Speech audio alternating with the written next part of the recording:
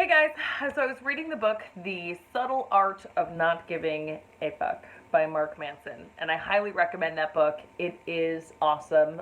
It's a pretty crude just review of like your values and where you're placing value. And he talks about if your emotions are basically just running from side to side, and specifically in business in a lot of ways, then you're probably placing value on the wrong things.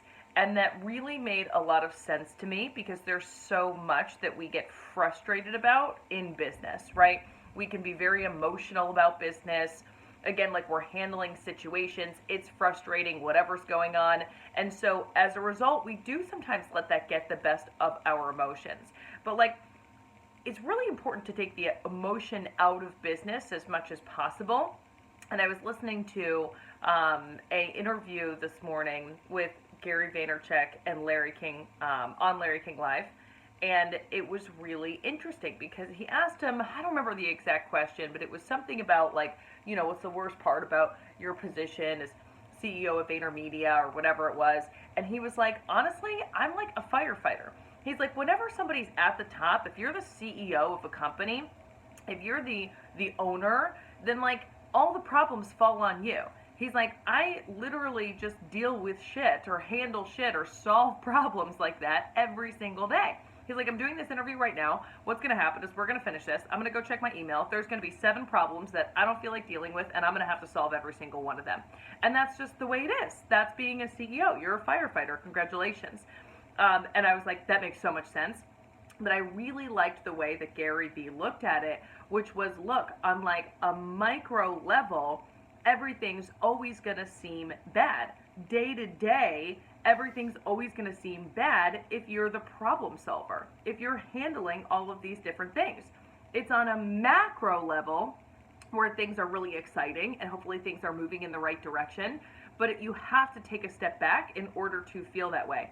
And that makes so much sense to me, putting these two things together, because I remember being newer to owning a company, and I would come home and, my boyfriend at the time, hey, how was your day? And I would literally like run through the day in my head, and I would think about the problems that I had solved that day. And I would think about whether I really had a good day, and I'd answer based on that. Well, actually, I think it was a decent day. Or, man, today was like really tough, or whatever it was. It was always like the problems of that day. But it's such a micro focus, and it's too much of a micro and emotional focus for somebody who's a leader of a business. You have to focus on the macro, and you have to know that there's always going to be problems, and that's your job, if you will, even though I hate that word. That's your like position, right? Is to like solve those problems because you're the best person in those shoes.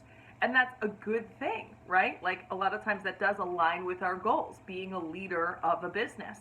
So when I'm separating these things, it makes so much more sense to me, and I can really think very non-emotionally about handling problems during the day. In fact, it's almost kind of exciting, right? It's like, okay, cool. So I'm the CEO, so I get to handle this problem. Awesome. There's supposed to be problems every single day. I'm running a company. Makes sense. Macro level, things look good. Micro, they're not supposed to anyway. So here we go. So hopefully that mentality helps you guys. I wanted to share that with you as I was putting some of this reading, some of this listening together. And hopefully you can apply it, the very next time somebody's approaching you with a problem. Thanks so much for watching. Everybody have an awesome night, and then we'll talk to you next week.